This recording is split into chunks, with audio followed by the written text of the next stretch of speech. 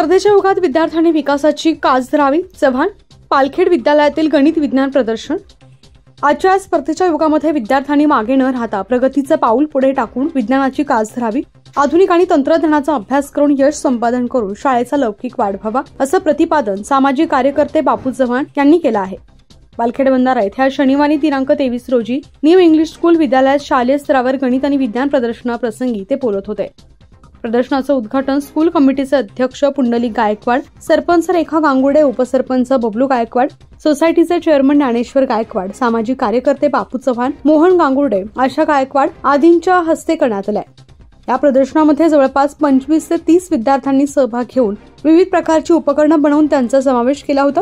त्यामध्ये पाणी स्त्रोत, पवनचक्की, हवेच्या दाबावर चालणारे रॅकेट, पाण्यात जळणारा दिवा, ज्वालामुखी सूचक, प्रदूषण दर्शवणारे उपकरण आदी साहित्यांची मांडणी करण्यात आली होती. यावेळी मान्यवरांनी प्रदर्शनातील उपकरणांची पाहणी करून विद्यार्थ्यांचं कौतुक केलंय.